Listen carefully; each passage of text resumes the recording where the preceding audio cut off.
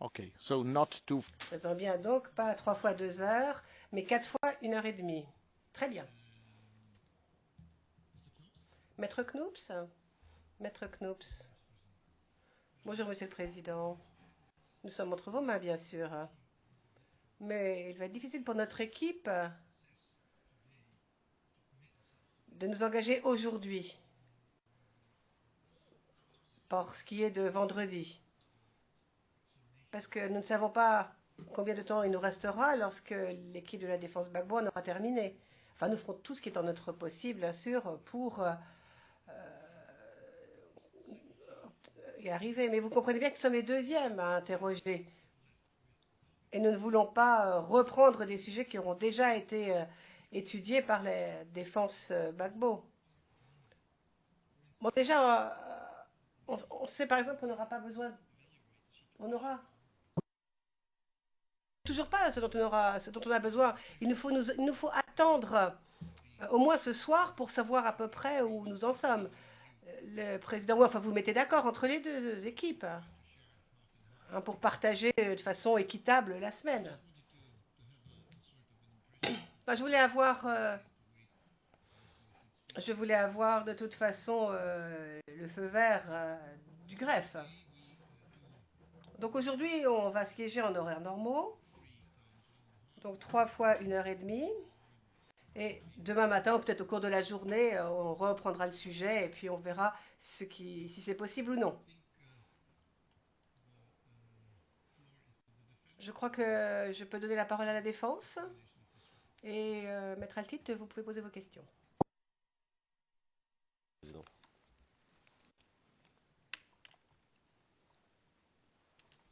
Bonjour madame, bonjour monsieur le témoin. Bonjour, maître.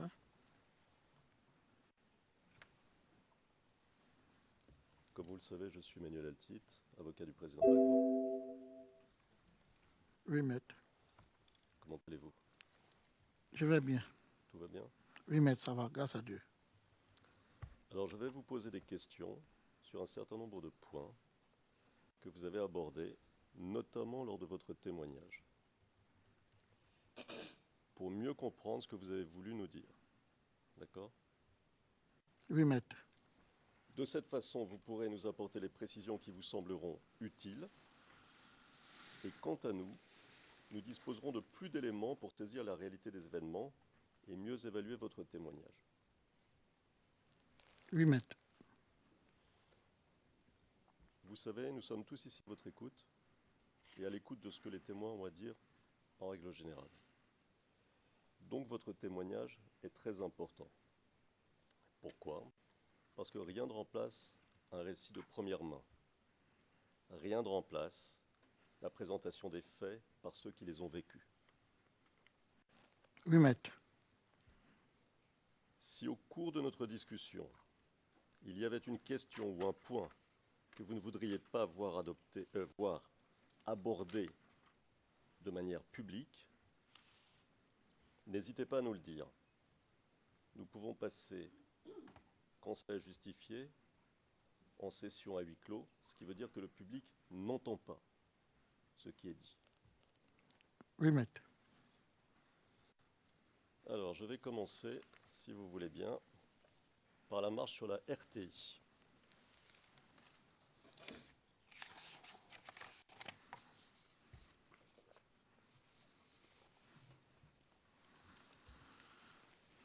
Dans votre témoignage du 8 mars 2016, qui est le numéro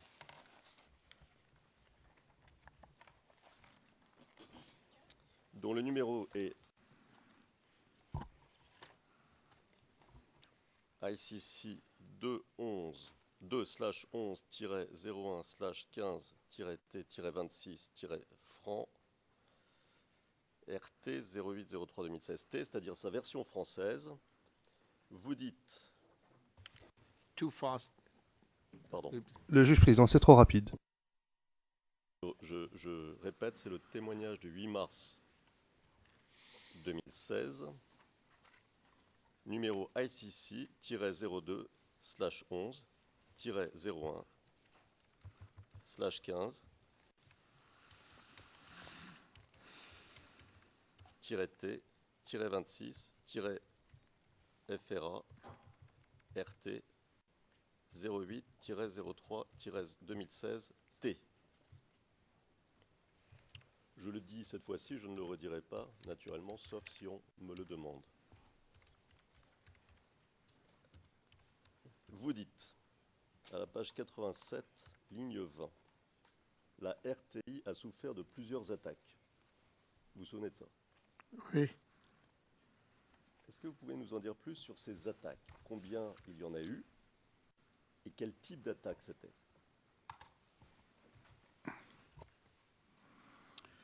Merci, maître. Quand je m'explique, quand je dis la RTI a souffert de plusieurs attaques, il y a eu plusieurs attaques militaires contre la RTI. Il y avait l'attaque du groupe qu'on appelait les commandos invisibles, qui était le groupe des IB.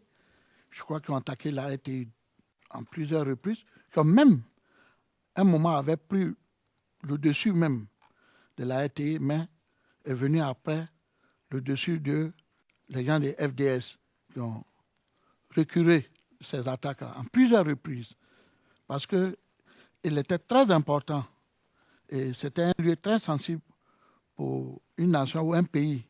Quand vous récupérez la RTI nationale, c'est-à-dire que le service de communication national de ce pays, c'est comme si vous avez déjà pris le pouvoir de ce pays. Donc toutes les attaques se faisaient contre ces structures. D'accord. Donc, que l'on se comprenne bien, il y a eu, en plus de la marche du 7 décembre dont on a abondamment parlé la dernière fois,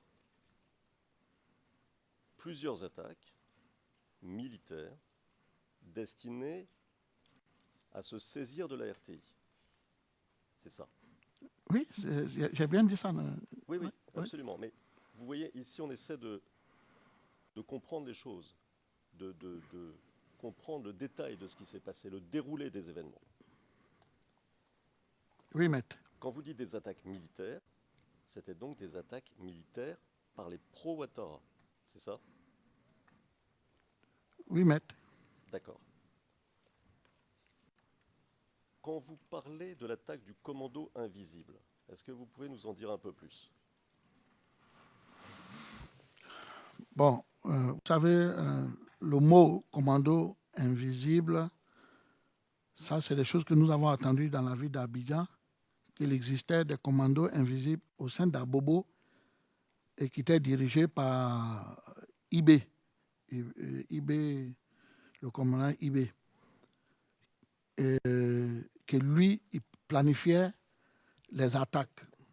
D'abord, il a commencé à planifier les attaques au sein d'Abobo contre les FDS, et c'est lui qui a voulu venir prendre la RTI. À ma connaissance, à ce que nous-mêmes on a su, on a appris après, même venir attaquer la RTI et puis la prendre, c'était pas dans le cadre peut-être à la faveur de Alassane, c'était pour lui-même qui a voulu se proclamer président de transition et président de la Côte d'Ivoire. C'était son objectif et que tout le monde le savait. Tout le monde le savait, Soro le savait, tout le monde le savait, nous-mêmes on le savait. Et c'est ce qu'on savait de lui. Et c'est lui c'était son groupe qu'on appelait le commando invisible. C'est un... Excuse-moi, Monsieur le Président. Excuse-moi, Monsieur le Président. Je vais aller doucement. IB était qui avait fait qui étaient les auteurs du premier coup d'État contre le président Bédié. C'est eux qui ont fait le coup d'État contre le président Bédié, ils l'ont renversé. En quelle année? Je crois que c'était le jour de Noël en 99, si j'ai un bon mémoire. Le 24-99, bien. Parce que c'est un jour de Noël qu'on on peut pas oublier. Et ce coup d'État contre le président Bédié, il l'avait fait au nom de qui? Pour le compte de qui? Bon, maître, ça serait un peu... je ne sais pas trop dans... ce qui est sûr, selon les rumeurs, mais ce n'est pas fondé, je ne peux pas confirmer.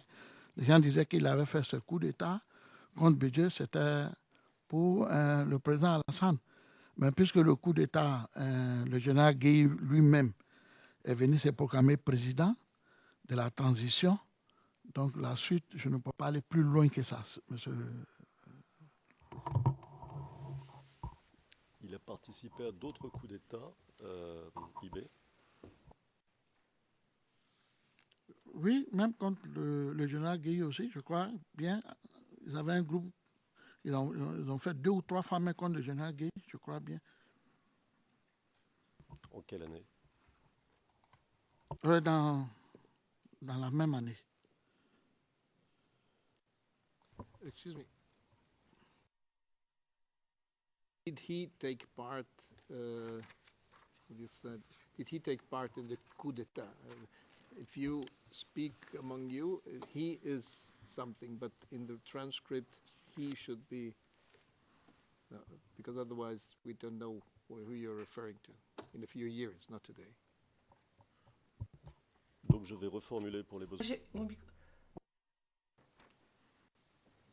IB, dont nous venons de parler, vous nous avez dit qu'il avait participé à un coup d'État contre le président Bédié à Noël 1999, c'est cela?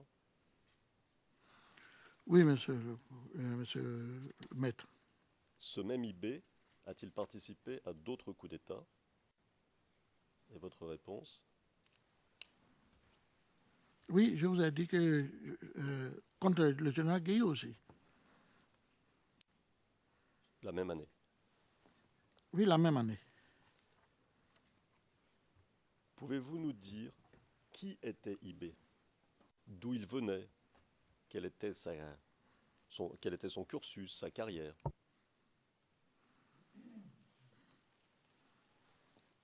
IB venait de la région de Séguéla, à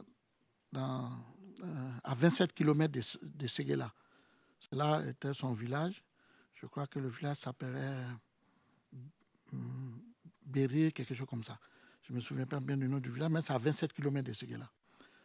Et le carrière de IB, je crois qu'il était militaire, je crois. Si j'ai bonne mémoire, puisque moi, je ne le fréquentais pas. Je crois qu'il était un militaire.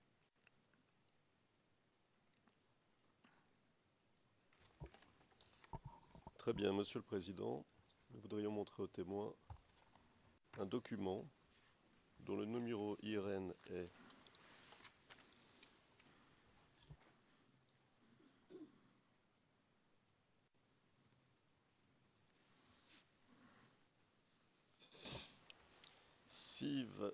CIV-D15-001-3215.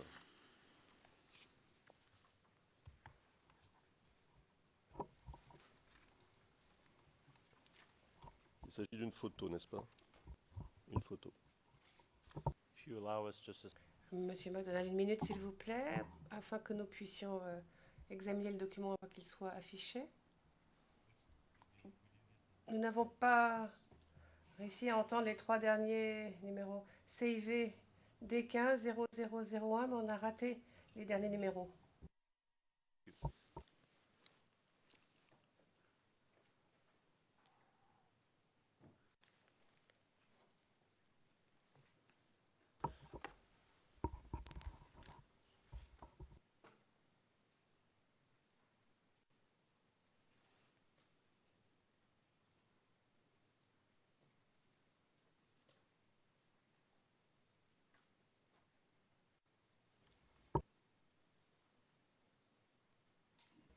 It's okay, thank you. Tout va bien, pas de problème, dit Monsieur McDonald.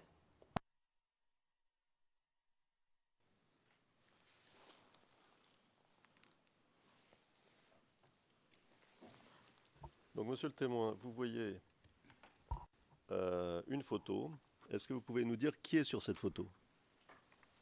C'est bien IB. Très bien. Alors,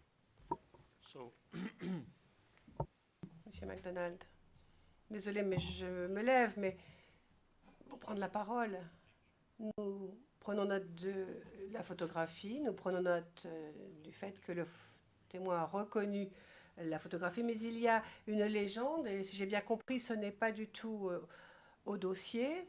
Enfin, j'aimerais bien savoir si on va verser la photographie avec les annotations ou pas.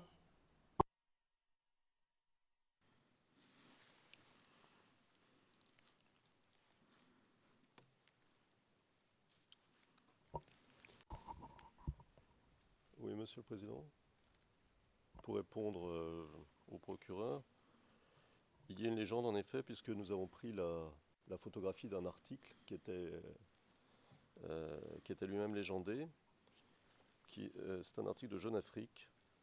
Je ne vois vraiment pas le problème que pose cette légende, puisque je suppose que c'est pas discuté sur ce qui est dit. 10 ans après, que sont devenus les putschistes du 19 septembre 2002.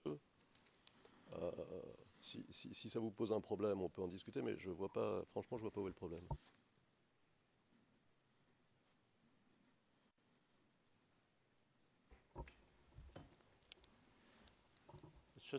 Monsieur McDonald, c'est juste une question de principe et rien d'autre.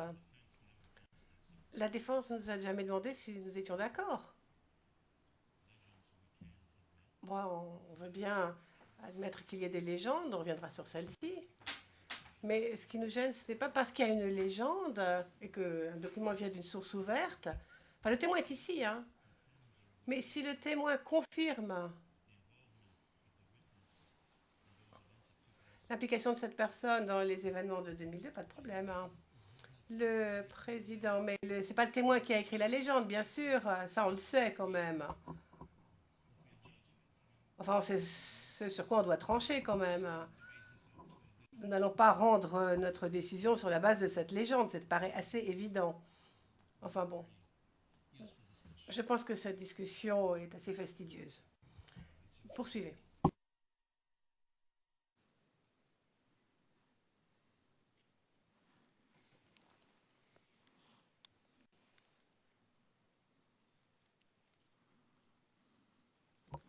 Alors, je voudrais maintenant montrer aux témoins un extrait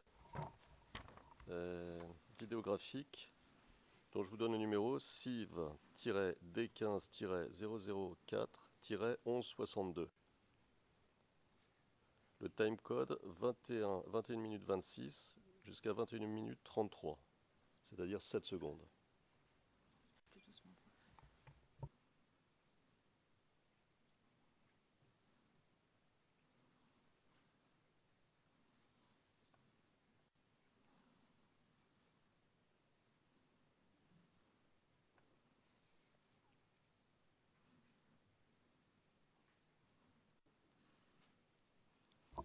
Monsieur Altid, is this public information? Monsieur Altid, s'agit-il d'une information publique? Demande le greffier d'audience, monsieur.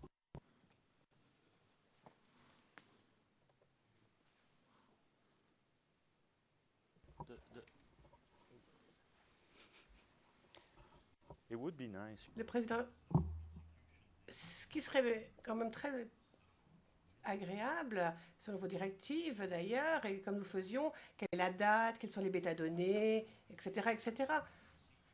Parce que nous avons peut-être reçu ces documents, peut-être, mais la Chambre et les parties doivent aller récupérer le document, le regarder, etc.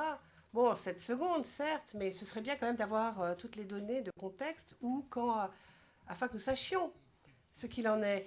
Le président, oui, si avant de présenter un clip ou une pièce, vous pouviez nous donner les informations de contexte afin qu'on puisse la récupérer et qu'elle puisse être mise correctement au dossier ainsi. Les informations, là, ce sont des pièces en fonction de ce que dit le témoin. Donc, parfois, c'était un peu compliqué d'aller chercher toutes les informations d'un coup. Mais pour vous rassurer, ces pièces sont sur Ringtel et elles ont été divulguées il y a déjà très longtemps à l'accusation, sauf erreur de ma part, sauf erreur de ma part. Mais pour la plupart, c'est le cas. Donc, il y a... Bon, si je peux donner les informations, je les donne. Ici, par exemple, je vois 4 septembre 2010. C'est la date à laquelle a été tournée la vidéo, qui a été tournée par qui? C'est un reportage de la Porte Intestin. Quand on peut vous donner les éléments, on vous les donne. No, it's also good for Oui, c'est surtout pour le dossier, pour le compte-rendu, qu'il soit exhaustif et qu'il soit clair et utilisable, dans la mesure du possible. On a préparé les choses en fonction du contre-interrogatoire. Cela va sans dire. Quand c'est un petit peu impromptu, c'est plus compliqué d'aller chercher toutes les informations d'un coup. of course. Bien sûr, merci. Allez-y, maître Altit.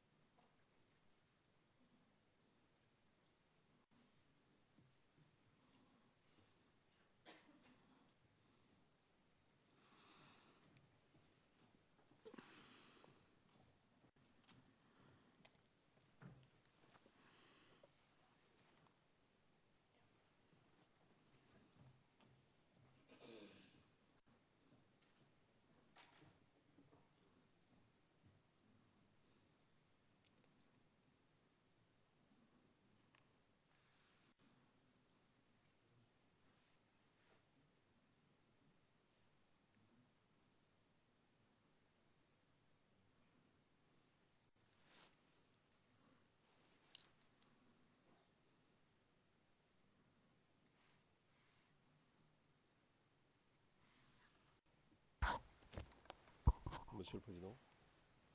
Si cela peut être utile au greffe, le time code, c'est 21 minutes 26 jusqu'à 21 minutes 33. C'est bon?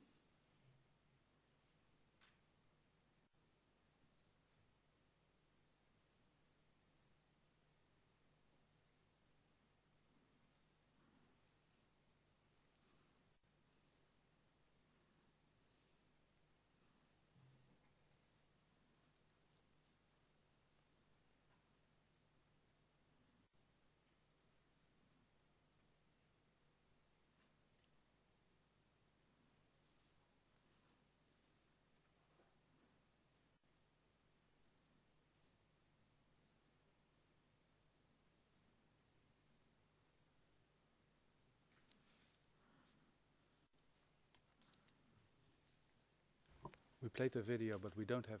Nous avons la vidéo, mais nous n'avons pas la bande audio qui va avec.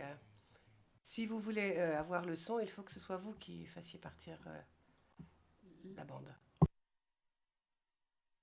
Bon, avec votre autorisation, Monsieur le Président, on va essayer de faire les choses à partir d'ici, à partir de ce coin de la salle d'audience.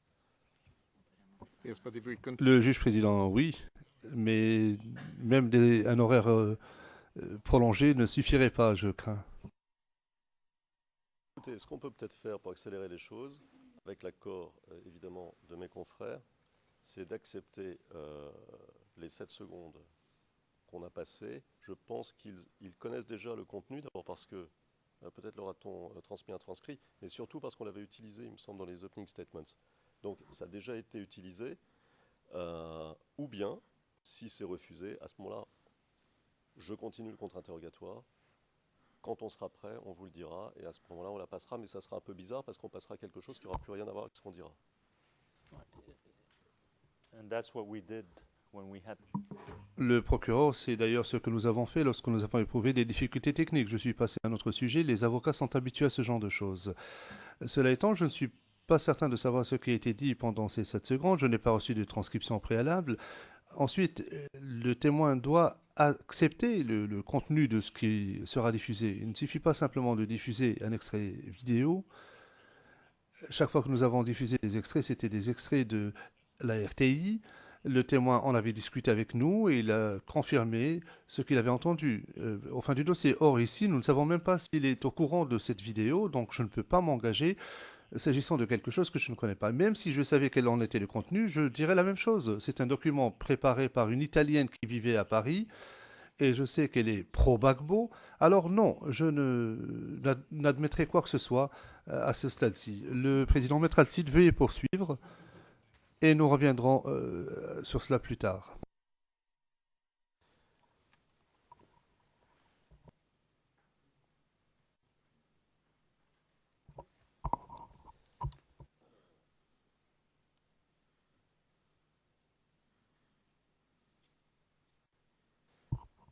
Monsieur le témoin, après cette petite interruption. Donc, vous nous avez dit plusieurs attaques, c'est clair, dont une attaque du commando invisible, commandé par IB. Et j'ai pas tout à fait compris, mais j'ai cru comprendre que cette attaque avait presque réussi, c'est ça? Oui, bien, c'est ce qu'il a dit. C'était presque réussi. Ils avaient pris le dessus même, presque pris la RTI.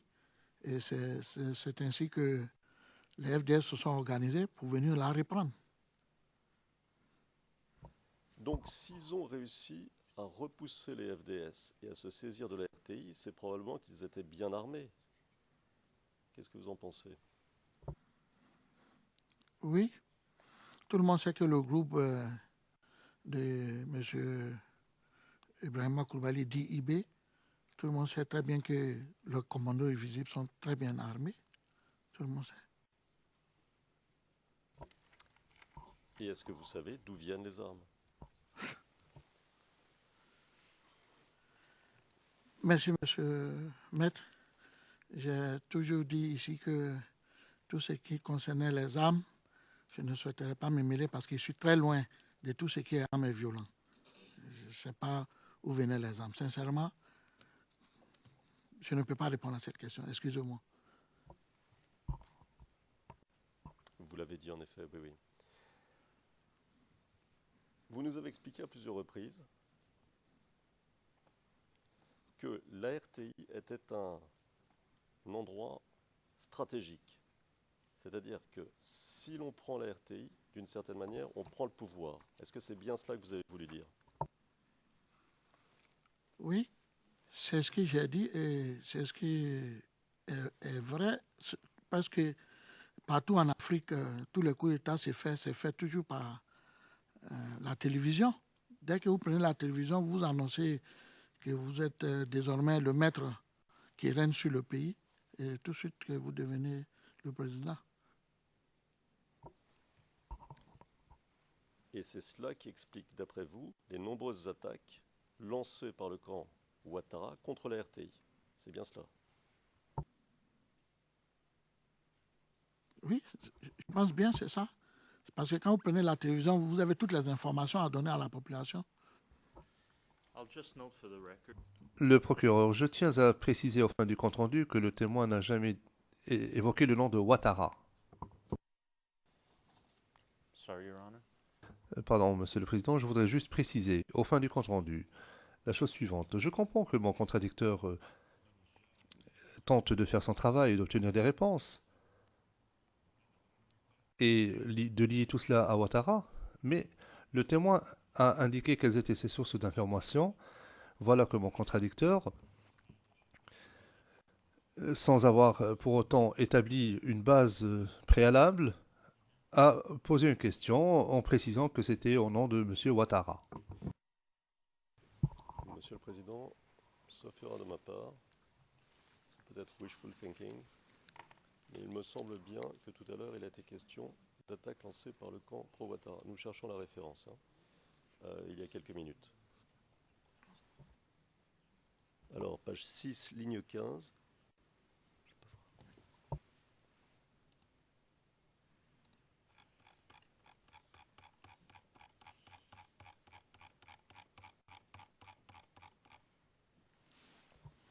Où page 6, ligne 15, le témoin va répondre oui à la question de savoir si c'était des attaques militaires lancées par des pro-Ouattara.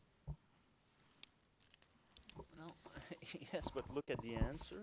Procureur, oui, mais regardez la réponse. Qu'il a voulu se proclamer président de transition et président de la Côte d'Ivoire, page 7, lignes 1, 2 et 3. Lorsqu'on parle, on est en camp durant la crise post-électorale. Le témoin le dit clairement. Il n'y a aucun lien avec M. Ouattara et IB. C'est M. IB qui fait ça de sa propre initiative, Par la suite, vous avez posé des questions en 99. They are not following you. Le juge président, les interprètes ne vous suivent pas. Lorsque vous êtes en train de citer, il est beaucoup plus difficile de suivre. Les interprètes vous demandent de répéter votre intervention.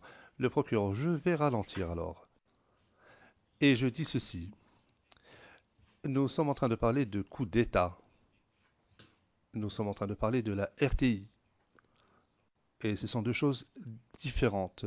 Il y a la période de la crise 2010-2011. Le témoin a répondu en ce qui concerne IB en disant qu'il avait pris la RTI de sa propre initiative. Et plus tard, mon contradicteur a parlé d'autres coups d'État. Le témoin a dit ou a exprimé son opinion. Mon contradicteur met tout cela ensemble, il fait l'amalgame et impute cela à M. Ouattara. Or, ce n'est pas ce que les témoins ont dit. Le président, certes, mais c'est au Conseil de la Défense qu'il appartient de poser ces questions à sa manière et d'obtenir des réponses. Cela n'a rien à voir avec le procureur. Ce n'est pas à lui de définir cela. Veuillez poursuivre, maître. Juste une remarque, si vous permettez. And I make another. Le président, non, d'abord je vais faire une autre observation. Sachez que les juges sont en mesure de déchiffrer tout cela, de comprendre la différence entre ce qui sous-tend les questions et les réponses. Veuillez poursuivre. Deux très brèves remarques. La première, l'intervention de mon confrère n'a pas été faite vraiment sous forme d'objection, d'une part, et d'autre part, il a donné à entendre sa position au témoin, ce qui pourrait influencer le témoin, premièrement. Deuxièmement, nous avons fait la différence entre les différentes attaques lancées par le camp Ouattara, dont celle lancée par IB, d'après le témoin, qui vient de nous donner des éléments d'information sur cette attaque précise. Mais les autres attaques, et je me tourne vers vous, monsieur le témoin, vous voyez combien c'est important pour nous, tous ici, d'avoir des éléments d'information. Parce que sinon, on se perd un peu. Et combien c'est important que vous précisiez les choses, que vous nous donniez les informations que vous possédez. Donc là, vous avez vu, il y a un petit malentendu. Pouvez-vous nous aider à le lever en nous disant à peu près combien il y a eu d'attaques à votre connaissance sur la RTI? Combien étaient menées, si certaines étaient menées par le camp Ouattara, combien étaient menées par le camp Ouattara? Et si d'autres étaient menées par d'autres factions, combien, à votre connaissance, ont été menées par ces autres factions?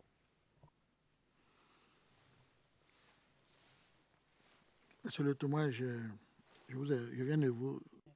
pardon, maître. Excusez-moi, maître. Excusez-moi. Je vous suis et je viens, comme l'avait dit tout à l'heure, moi je préfère dans les questions aussi que vous voulez que je sois précis dans certaines réponses. Je suis d'accord, je suis ici pour ça. Mais vous savez aussi, moi j'ai un peu de difficulté dans certaines choses. Je souhaite aussi que les questions soient précises et bien dites pour que je puisse vous répondre comme vous souhaitez. Je préfère. Maintenant, on vient à la question que vous avez posée. J'ai dit que la RTI a souffert de beaucoup d'attaques armées, de beaucoup d'attaques armées de la part des hommes armés. Maintenant, quand vous voulez, par exemple, la précision que ce soit ces attaques qui se faisaient, que ça c'est l'attaque des pro Alassane ou des pro IB, ou que ce soit les attaques quand M. Soro Guillaume avait demandé la marche des militaires d'aller à la RTI, il y a tout ça. Ce sont les différentes attaques. Maintenant, les attaques qui se font, les attaques armées à la télévision plusieurs fois par le groupe Invisible, je ne suis pas te dire, c'est-à-dire que je ne peux pas te confirmer les plusieurs attaques qui ont été faites sont effectivement en exclusivité avec M. Chose, le pro Ouattara ou les gens de IB. Mais je sais que la RT a souffert de plusieurs attaques armées. Et nous tous, on savait que ces attaques venaient du côté IB, du côté militaire d'Abobo, qui venaient d'Abobo les attaques. Ça, tout le monde le sait à Abidjan. Excusez-moi, monsieur Maître. Vous savez, ici, quand je dis les choses, tout le monde nous regarde. Si c'est faux, les gens le sauront. Si c'est vrai, les gens le sauront. Et je suis ici pour dire les faits juste comme je l'ai vécu. Et vraiment, c'est comme ça. Très bien. Alors, à propos de la marche sur la RTI que vous venez de mentionner, celle du 16 décembre, vous avez dit, page 88, ligne 15, 88 toujours de votre témoignage du 8 mars 2016, il y a eu justement un appel par les gens de M. Ouattara d'aller installer le directeur général à la RTI, nommé par Alassane Ouattara. Donc les gens, je vais un peu plus loin, donc les gens devaient marcher pour aller à la RTI. C'est qui les gens que vous mentionnez ici? Quand je mentionne les gens, ça veut dire que, vous savez, il y avait déjà le groupe RHDP qui était en place, qui était à l'hôtel à l'hôtel de Golfe, là, ce que nous appelons la plus petite république. Il y avait un gouvernement qui a été reconnu par la communauté internationale, qui était installé là-bas. Et donc, M. Ouattara a pris un décret en qualité de président reconnu par la communauté internationale de nommer un directeur de RTI et qu'il fallait l'installer, puisque c'est lui désormais, des gens pro à Ouattara, disait qu'il était le président de la Côte d'Ivoire. Si vous permettez. Ça, on a bien compris. Oui. Je vous demande qui sont ces gens que vous mentionniez le 8 mars. Ceux qui devaient marcher pour... C'était les militants de RHDP.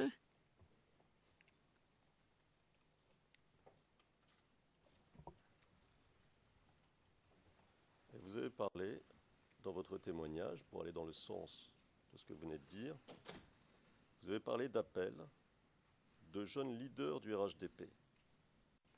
Donc ma question, qui étaient ces leaders? C'était les différents leaders qui appartenaient au rassemblement de RHDP. Qui, par exemple? J'avais le président de la jeune du RDR, monsieur, qui est aujourd'hui un député, Yayo Karamoko. Il y avait celui qu'on appelle KKB du PDCI. Et il y avait d'autres jeunes de différents partis qui regroupaient le groupe, les partis de RHDP, qui ont fait appel à leurs militants, à leur jeunesse de marcher sur la RTI. Ils ont fait appel à leur jeunesse. Alors c'est quoi cette jeunesse? C'est une structure organisée? C'est un rassemblement? Qu'est-ce que c'est? Est-ce que vous pouvez nous dire? Je vous explique un peu. Vous savez, dans les différents partis qui sont là, chaque parti a ses militants, a des militants. Il y a des militants des jeunes qui sont organisés par la structure des jeunes, c'est-à-dire par le président des jeunes. Et il y a des différents militants qui ne sont pas de la jeunesse, mais qui sont aussi organisés par les différentes structures de leur parti. Et c'est comme ça que c'est organisé. C'est comme nous, on était organisés. C'est pareil. Donc si je comprends bien, différents groupes, différentes factions, chacune ou chacun obéissant à un leader particulier, c'est cela? Oui. Oui, monsieur. D'accord. Oui, maître. D'accord, d'accord. Est-ce qu'ils étaient armés, ces groupes? Bon. Pour savoir si ces jeunes-là étaient armés, c'est trop dit, puisque moi, j'étais loin de leur organisation, tout ça. Je n'étais pas avec eux. Là, je ne peux pas dire quelque chose dessus. Mais vous étiez à Abidjan, non? Bien sûr. Oui, j'étais à Abidjan, maître. J'étais à Abidjan. Et les gens parlaient. Oui, les gens parlaient. Donc vous avez entendu dire s'ils étaient armés ou pas? Bon, pour dire ce sont les jeunes là qui étaient armés, je ne sais pas, mais peut-être ce sont les combattants. Les combattants sont armés. Pour être clair, ce que vous dites, c'est qu'il y avait des jeunes, que parmi les jeunes, il y avait des combattants armés et peut-être des manifestants ou des militants non armés. C'est bien cela? Oui, c'est ce qu'il a dit.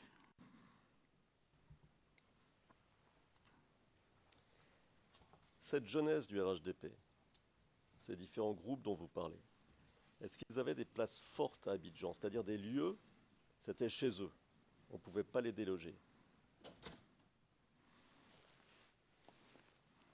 Oui, je crois bien.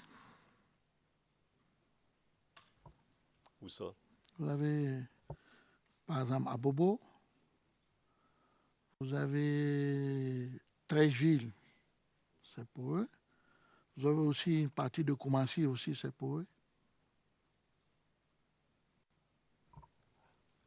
Qui commandait à Treichville? Ça, je ne sais pas. Le côté RHDP, sincèrement, je ne sais pas. Je ne sais rien d'eux. Qui commandait à Bobo?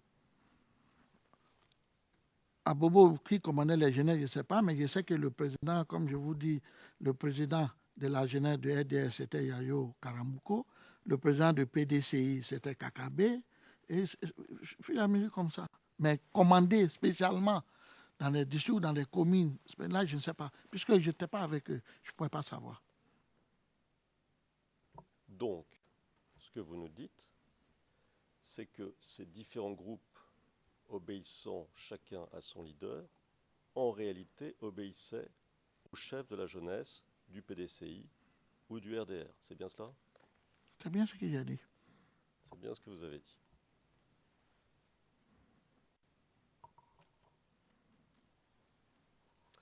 Alors, ces groupes dont on parle à l'instant. Excuse me. Le président, un instant s'il vous plaît. La cabine anglaise vous demande de marquer une pause.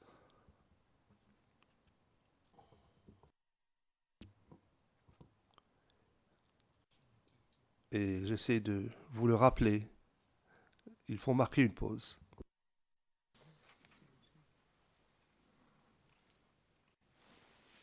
Alors, ces groupes dont nous parlons à l'instant, à votre connaissance, par les attaques sur la RTI dont vous nous avez parlé, ont-ils lancé d'autres attaques pendant la durée de la crise post-électorale?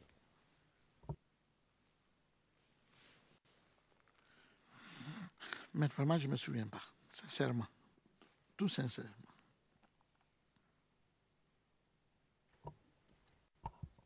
Écoutez, si vous préférez ne pas répondre, dites-le nous.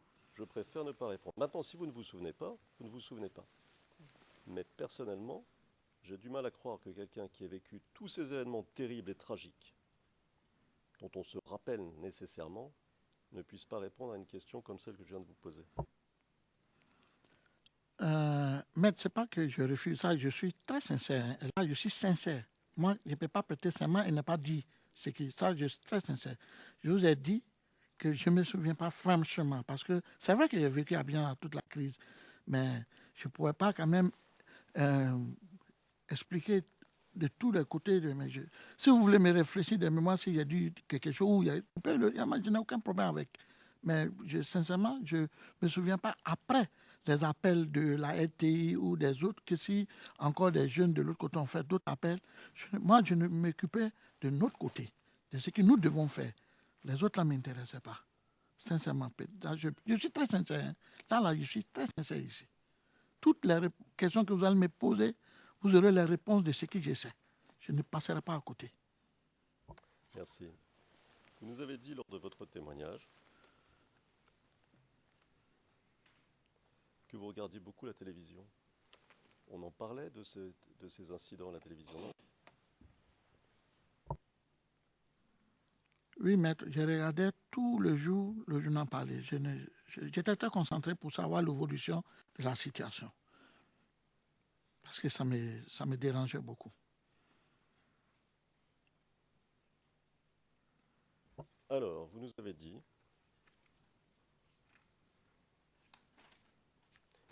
dit des militants non armés, des combattants armés.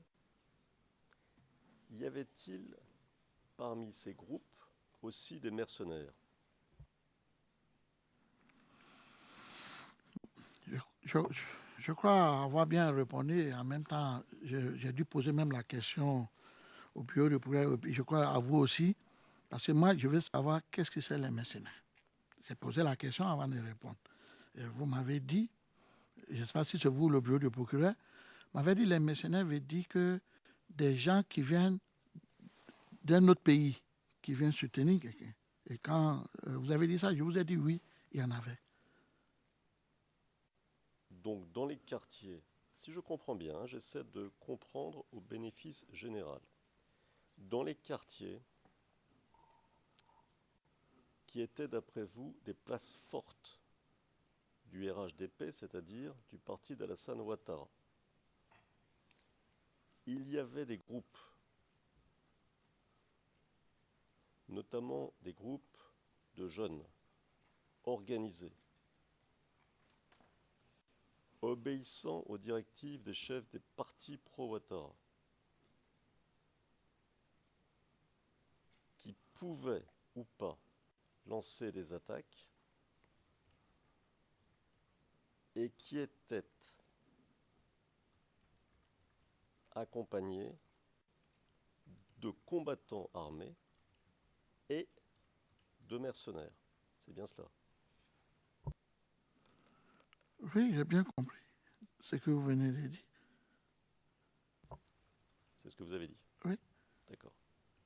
Fin d'enregistrement, c'est un oui. Excusez-moi, j'ai manqué la référence de cette citation. Ou est-ce qu'on parle du témoignage qui vient juste de se dérouler? It's an objection. C'est une objection destinée à tenter de comprendre quelle est l'origine de cette information. Je synthétise pour être sûr d'avoir bien compris, pour le bénéfice général, parce que ce n'est pas facile de comprendre les tenants et les aboutissants. C'est assez délicat. Il faut prendre en compte les éventuelles réticences du témoin. Et il est important que nous sachions quel est l'esprit de ce que dit le témoin et ce qu'il nous apporte comme information. Monsieur le Président, il me semblait avoir été, de ce point de vue-là, assez clair.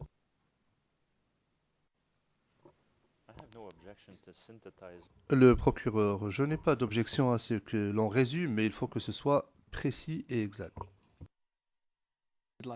Le président, c'est ainsi que j'ai compris les choses. Comme l'a dit Maître Altit, ce n'était pas une référence à une déclaration faite antérieurement par le témoin. Veuillez poursuivre, Maître.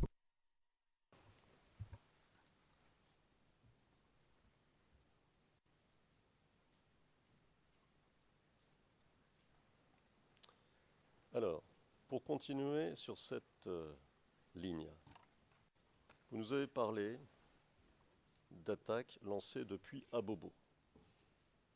C'est ça? Oui.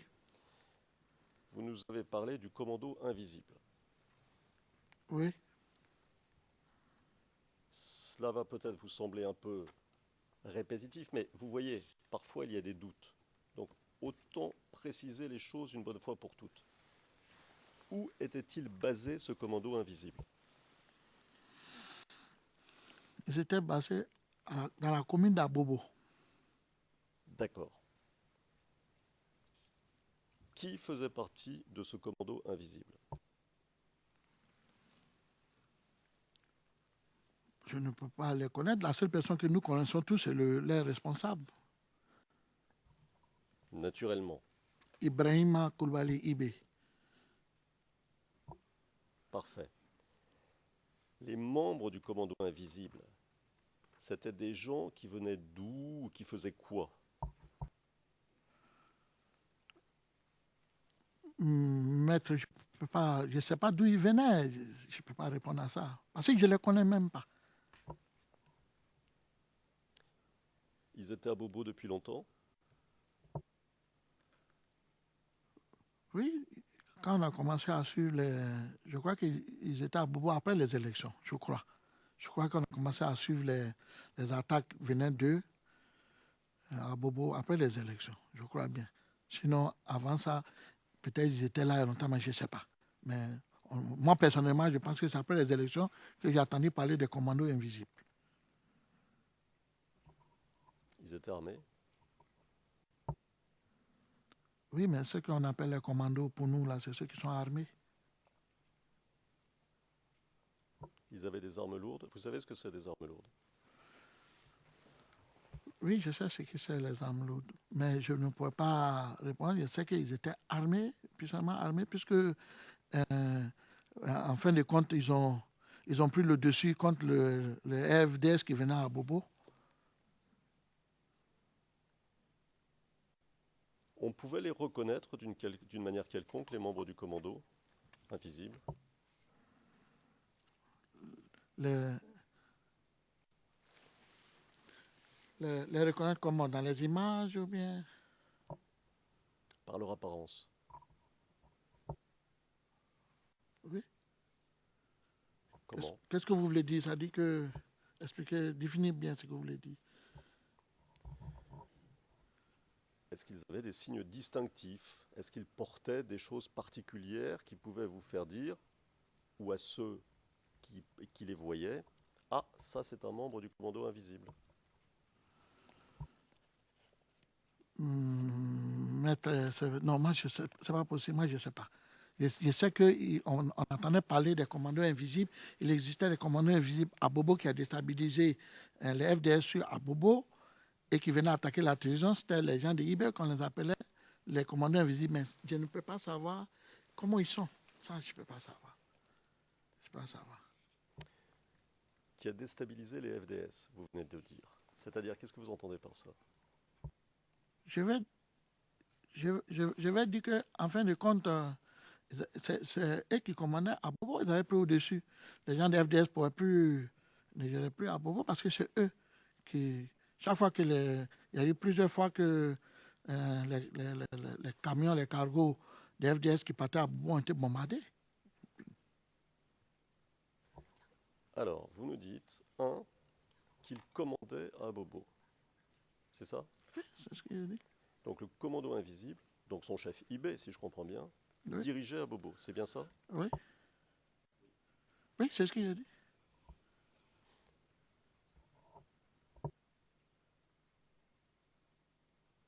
Et vous nous avez dit qu'ils avaient pris le dessus sur les FDS. Je n'ai pas très bien compris ce que vous disiez. Est-ce qu'il restait des FDS à Bobo? Mais vous savez qu'à Bobo, je crois, je peux dire c'est l'un la plus grande commune d'Abidjan. Elle est très grande. Elle est très grande. Donc il y avait des coins où les FDS ne pouvaient plus rentrer. Il y avait des coins à Bobo où les FDS ne pouvaient plus rentrer. Parce qu'à Bobo, il est vraiment vaste, il est très grand. Donc s'ils avaient pris tout à Bobo ou la moitié d'à Bobo, mais je savais qu'il y avait des coins où les FDS ne pouvaient plus entrer à Bobo. Arrivé un moment. D'accord. Donc vous nous dépeignez une situation pendant la crise où il y avait des quartiers contrôlés par les pro-Ouattara ou ici par IB, si je comprends bien, et des quartiers contrôlés par les forces de défense ou les forces de maintien de l'ordre gouvernementales. C'est bien cela? C'est ce qu'il a dit. Concernant Abobo, j'ai compris ce que vous dites à propos d'IB et de son commando invisible. Mais tout à l'heure, vous nous avez dit qu'il y avait des groupes du RHDP, de la jeunesse du RHDP, avec des combattants et des mercenaires. Ces groupes-là, ils n'étaient pas à Bobo? Je ne peux pas savoir, parce que moi, je n'étais pas à Bobo. Je vais vous poser la question différemment. Oui. Est-ce que, d'après vous, d'après ce que vous avez entendu, ou vu peut-être à la télévision, ou entendu de personnes diverses, est-ce que d'après vous, il y a eu des combats entre factions rebelles?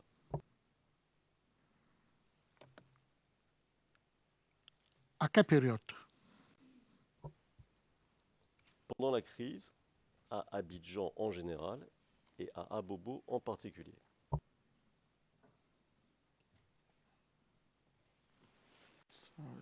Mais je ne peux pas savoir, parce que moi, je sais que les affrontements qu'il y a eu entre eux, c'était après, c'est-à-dire qu'après que le président Gbagbo soit arrêté et que IB n'a pas voulu céder, n'a pas voulu déposer les armes, tout. C'est comme ça, il y a eu cet affrontement pour mettre fin à la reine de IB. C'est comme ça, moi, j'ai su. Après ça ou avant ça, je ne sais pas. Donc, pour bien comprendre ce que vous dites, il y a eu affrontement après le 11 avril 2011 entre factions rebelles et notamment entre IB et qui? Après le 11 avril, IB régnait toujours en maître, puisque tout le monde avait fait allégeance au niveau régime, que ce soit les FDS, que ce soit les autres différentes associations, tout le monde avait fait allégeance au niveau régime, sauf IB. Et après que les gens ont négocié avec IB, l'ONU, tout le monde pour lui demander de déposer les armes et de faire allégeance, je pense qu'il n'a pas voulu. Je pense, s'il a voulu ou pas, je ne sais pas, mais en fin de compte, il y a eu une décision qui a été prise, il fallait le déloger où il était. Et c'est comme ça les forces républicaines sont allées à Bobo pour le déloger. Et c'est là qu'il a été tué. Excusez-moi. D'autres disent aujourd'hui, ce n'est pas lui qui a été tué, il n'est pas mort. D'autres disent, il est mort. Moi, je ne sais pas. Mais on sait qu'il a été tué. Et qui l'a tué? Maître, je ne peux pas vous répondre. Je n'étais pas sur le champ de guerre. Je ne peux pas savoir qui l'a tué. Je ne peux pas savoir ça. Mais il y a eu un affrontement sans le déloger. Qui l'a tué, je ne sais pas. Je n'étais pas là-bas. Il y a eu beaucoup de morts lors de cet affrontement? Je crois bien, mais je ne me souviens pas.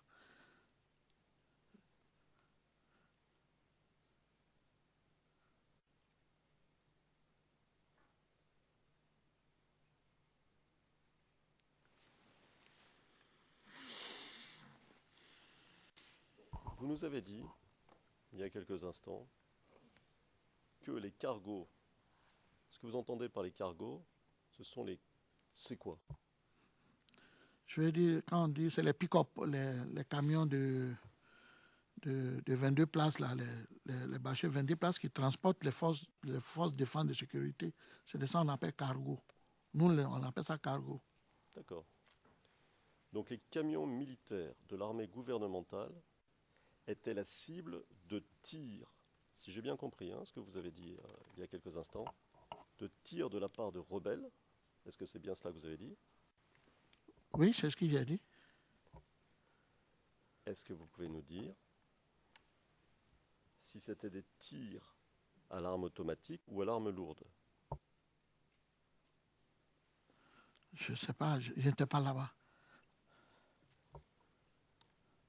Mais vous nous avez dit, si mes souvenirs sont bons, qu'ils avaient des armes lourdes, les rebelles. Donc ça aurait pu être à l'arme lourde. Oui, j'ai dit ça, mais je n'étais pas là-bas. Je ne sais pas si c'était, mais je n'étais pas là-bas. Mais je sais que ces voitures ont été bombardées, calcinées, ceux qui étaient dedans, les occupants sont tous morts. Et c'est ça, puisqu'on a fait les funérailles.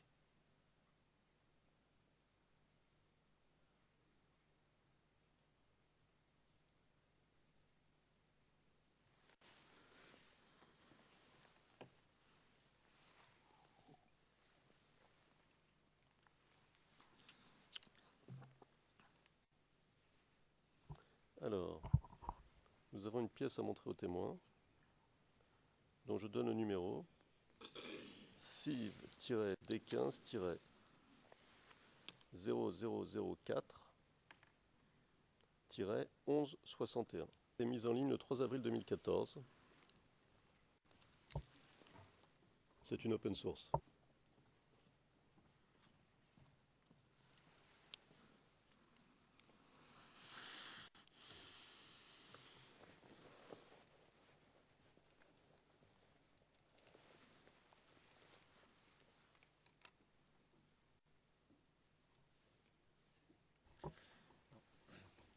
Prosecution makes an objection, Your Honor, to this piece of... Monsieur MacDonald, l'accusation soulève une objection par rapport à cet élément de preuve, Monsieur le Président, et nous pourrions en discuter, mais je souhaiterais que ce soit en l'absence du témoin, car j'aurai des informations à donner à la Chambre au sujet du contenu de la vidéo et des questions qui pourraient être posées par rapport à ce contenu. Cela pourrait avoir une incidence sur la continuité de l'interrogatoire de ce témoin et je souhaiterais que nous en parlions hors la présence du témoin.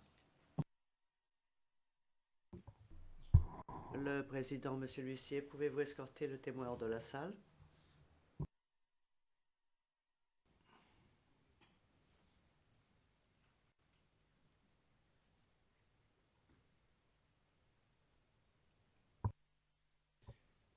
Mr. Prosecutor? Le président, monsieur le procureur, monsieur MacDonald. Cette vidéo a été postée récemment sur Internet. Elle a été communiquée, le président Parky à qui monsieur MacDonald par la défense à l'accusation. Elle a été téléchargée sur YouTube, si je ne m'abuse, très récemment, le 3 avril 2014. C'est une déposition après les faits par un individu. Le président, après quoi?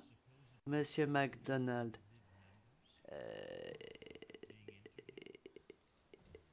les images sont censées montrer des membres du commando invisible dans le cadre d'une interview et ces images ont été filmées sur vidéo. Mais cette déposition, à mon avis, n'est pas en état d'être présentée aux témoins dans le cadre de la présente déposition, car il n'y a aucun lien avec la déposition de notre témoin. Il importe que des informations dans cette vidéo donnent lieu à un lien éventuel avec les connaissances qu'a le témoin.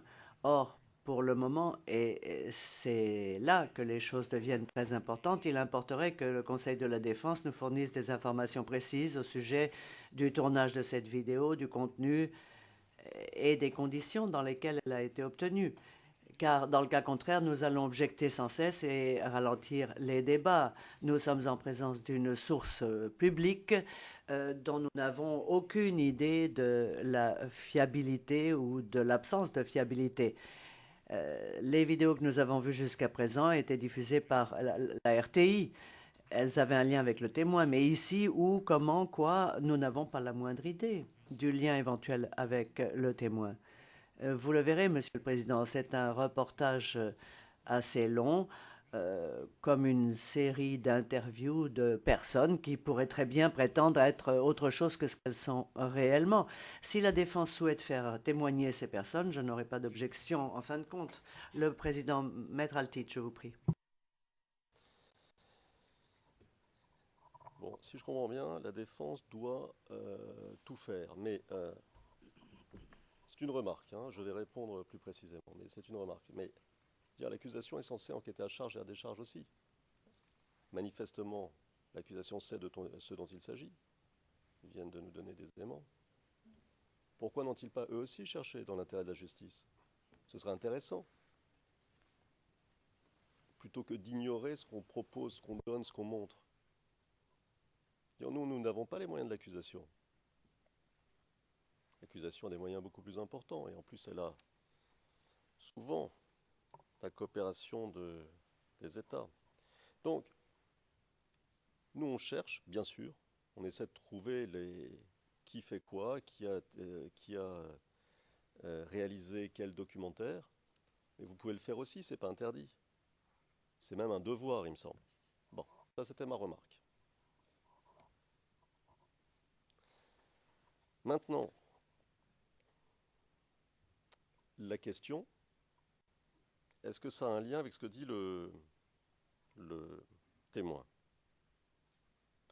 Ça a un lien direct, qu'en réalité, la personne qui est interrogée dans ce documentaire, qui se présente comme un chef du commando invisible, dit, et si vous m'y autorisez, Monsieur le Président, je cite, «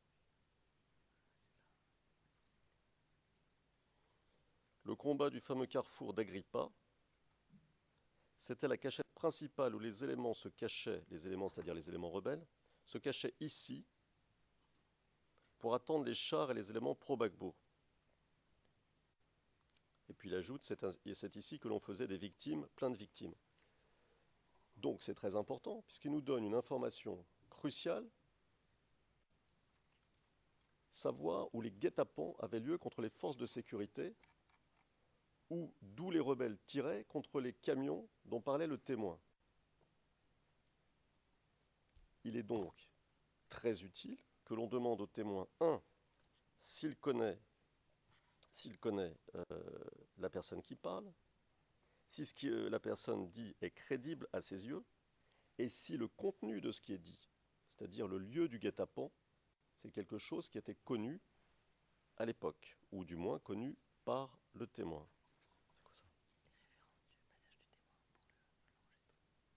Alors les références du témoignage qui concernent directement cette vidéo, du témoignage de P620, du témoin qui concerne directement cette vidéo, c'est page 24, lignes 27 et 28. One additional information to note, we received Monsieur MacDonald, un renseignement complémentaire. Nous avons reçu cette communication de pièces le 9 mars. Donc non, nous n'avons pas eu le temps d'aller enquêter sur le terrain et de vérifier le contenu de cette vidéo. Monsieur le Président, le contenu va être montré aux témoins, mais doit être déterminé avant la diffusion, comme nous l'avons fait.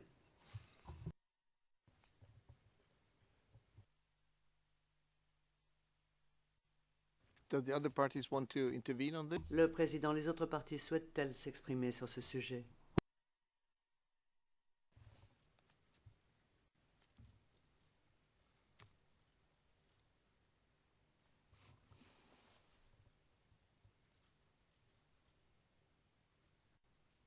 We have no observation, Mr. President. Maître Knops, pas d'observation, Monsieur le Président. Le Président, je vous remercie. Eh bien, écoutez, je ne comprends vraiment pas cette objection, je dois dire, car je pense que la première question à poser au témoin consistera à lui demander s'il a déjà vu cette vidéo, s'il connaît les personnes qui figurent dans cette vidéo, et si le témoin répond par la négative, la question est réglée. Dans le cas contraire, nous poursuivons. Je ne comprends vraiment pas. Et j'aimerais que ces objections ne se répètent pas constamment. Non, je vous en prie. Le témoin, à mon avis, est suffisamment mature et suffisamment intelligent pour pouvoir parler de ce qu'il a vu et de ce qu'il connaît. Et c'est également une bonne chose pour la Chambre de disposer du plus grand nombre possible d'informations. Donc, je ne suis pas très heureux de votre objection. Monsieur MacDonald, Monsieur le Président, je comprends votre décision quand on peut poser la question au témoin. Mais la défense nous annonce que cet élément provient d'une source publique, ne nous dit pas une date quelconque, ne nous donne aucun renseignement. Et à présent, c'est au témoin qu'on va demander s'il connaît quelque chose. Tout va bien. Mais placer cela dans le compte-rendu d'audience, s'agissant de la fiabilité de l'élément et du poids qu'elle peut avoir, ce sont les parties qui doivent apporter ces informations. Le président, mais c'est une source publique. Donc, l'information peut provenir du témoin si le témoin connaît cette vidéo ou son contenu. Moi, je n'en sais rien pour le moment. Mais cela n'a rien à voir avec le fait de déterminer si l'on peut ou ne peut pas discuter de cette vidéo. On ne peut pas empêcher le témoin de dire ce qu'il pourrait avoir à dire sur cette vidéo. Après la première question qui lui sera posée, s'il répond « je n'ai jamais vu cette vidéo », les choses s'arrêtent là. Et tout notre débat est nul et non avenu. 10 minutes de discussion inutile. Monsieur MacDonald, je ne crois pas que c'est du temps perdu, Monsieur le Président, car nous nous comprenons bien. Nous comprenons les limites du sujet qui nous occupe. Mais rappelez-vous, j'ai montré une vidéo témoin où l'on voyait des armes dans une cave du palais présidentiel. Je ne connaissais pas la date exacte à laquelle cette vidéo avait été filmée. Je suis tout à fait honnête sur ce genre de problème. Je n'ai donc pas gardé le silence. J'ai été le premier à dire que je ne connaissais pas la date et il y a eu une objection de la défense. La défense disant « très étonnant que vous ne soyez pas au courant ». Donc, je dis simplement que certaines choses devraient être consignées au compte-rendu d'audience. S'agissant de ce qui n'est pas connu, c'est une information qui permet au lecteur de mieux comprendre les choses. Le président, mais vous ne connaissiez pas exactement la date à laquelle votre vidéo avait été filmée. Il est possible que la défense ne le sache pas non plus. Enfin, quoi qu'il en soit. Pourriez-vous, monsieur l'huissier, faire entrer à nouveau le témoin dans la salle? Et je demanderai à la défense de veiller à fournir tous les renseignements dont elle dispose. Et bien sûr, la défense peut poursuivre ses questions. Maître Altit, est-ce que vous avez une idée de la date à laquelle cette vidéo a été tournée? Nous savons simplement qu'elle a été mise en ligne le 3 avril 2014. Nous ignorons par qui ça a été tourné. Et voilà. Mais ça nous a paru important, intéressant, et on verra ce qu'en dit le témoin.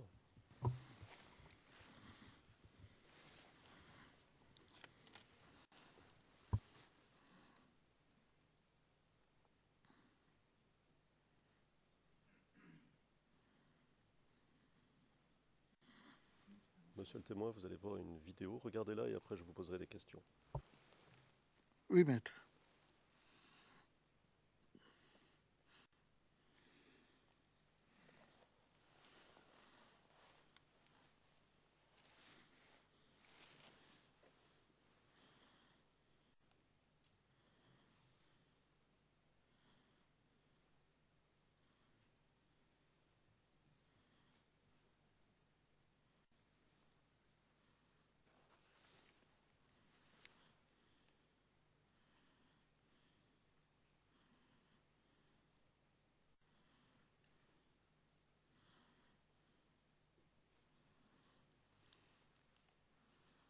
Pas de son.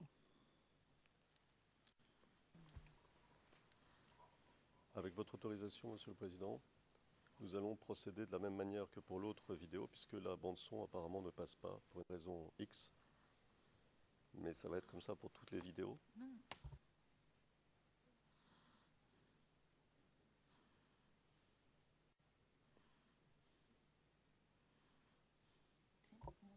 Alors, je m'adresse au greffe. Ce dont nous avons besoin, c'est votre autorisation pour avoir accès à la vidéo de manière à la présenter.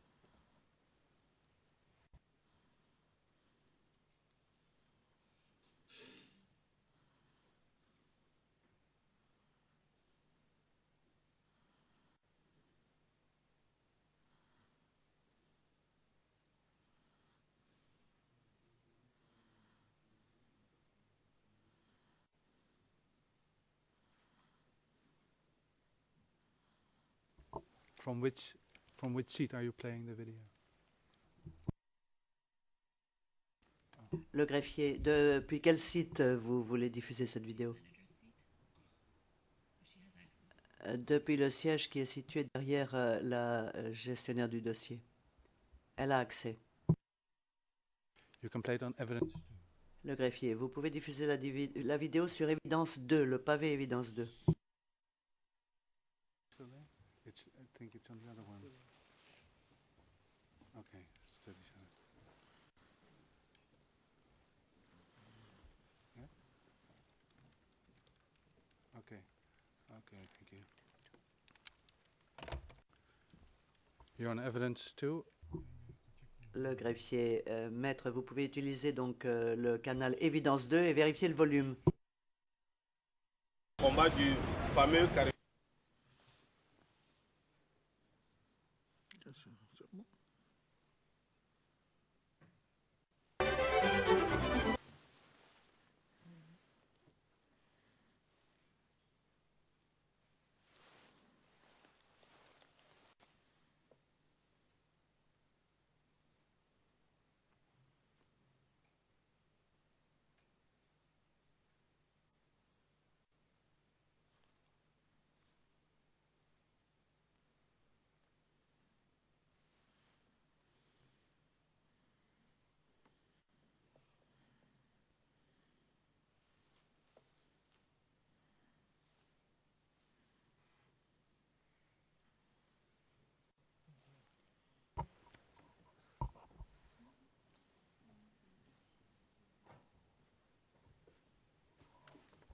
Monsieur le Président.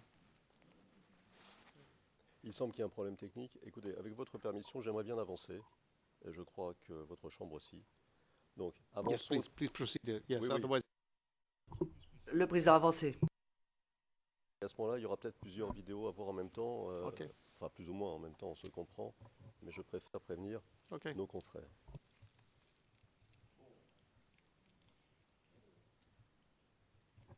D'accord, dit le président. Alors, nous parlions d'Abobo, n'est-ce pas? Oui, maître. Sous le contrôle du commando invisible. D'après vous. Quelle était la situation à Bobo pour la population à ce moment-là? Maître, je ne peux pas répondre. Je n'étais pas à Bobo, je ne peux pas répondre à cette question-là. Mais vous voyez, parfois vous êtes très précis, et parfois vous l'êtes un peu moins. Ce qu'on peut comprendre. Ça dépend, maître. Ça dépend.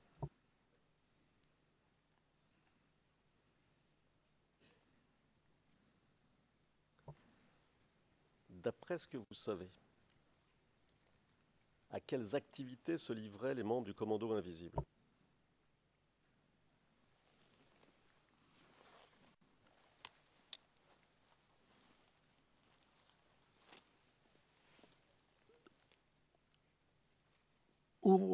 À Bobo même? À Bobo même ou ailleurs?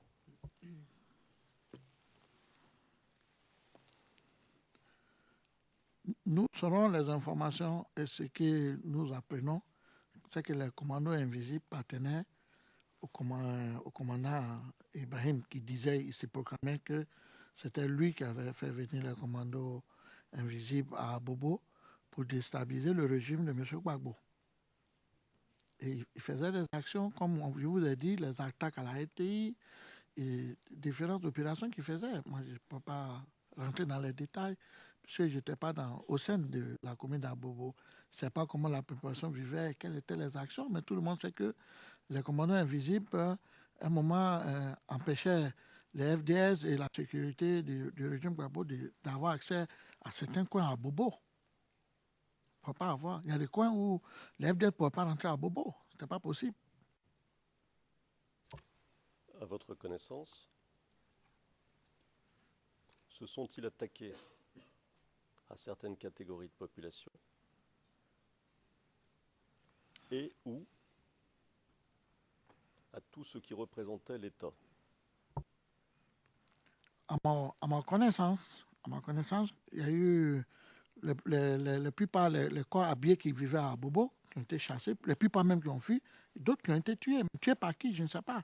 Mais je sais qu'il y a des gens, il y a des corps d'habillés qui étaient dans le gouvernement qui ont été tués à Bobo. Et à partir de ça aussi, la plupart des Ivoiriens qui étaient à Bobo, qui ne venaient pas ni du Nord ou des choses qui étaient les pour Gbagbo, on fuyait à Bobo. On fuyait à Bobo. Pour clarifier, notamment pour expliquer à la Chambre, quand vous dites les corps habillés, vous faites référence à quoi? Je veux dire, je parlais en général le corps habillé, les FDS, c'est-à-dire il y a la police, il y avait des gendarmes, il y avait des eaux et forêts, il y avait les gens du corps, les gens du FDS. Nous ne pouvions plus vivre à Bobo. Alors, Monsieur le Président, nous avons une pièce à montrer, mais je suis un peu inquiet.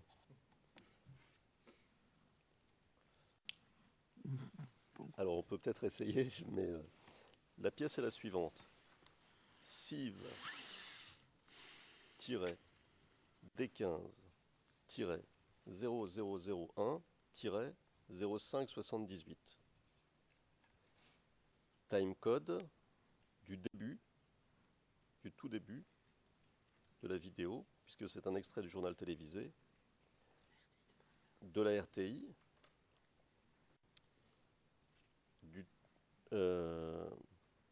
jusqu'à la seconde 52, du début à la seconde 52. Qu'est-ce qu'on fait? Le greffe essaie?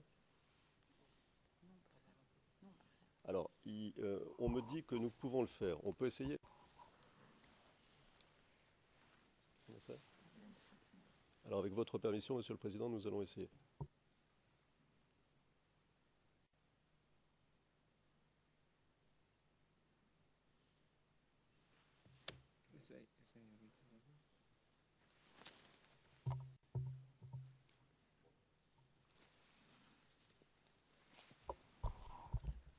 Monsieur le Président, si vous permettez, je crois qu'il va falloir qu'on s'intéresse sérieusement à la question technique, peut-être avec le greffe, et même sûrement avec le greffe, et dans l'intervalle, ne serait-il pas bon de décréter la pause? Le Président, vous avez une demi-heure pour vous occuper de ce problème, de ces problèmes. Donc, nous allons suspendre pendant une demi-heure, de façon à ce que chacun puisse se reposer. Nous reprenons nos débats à 11h30.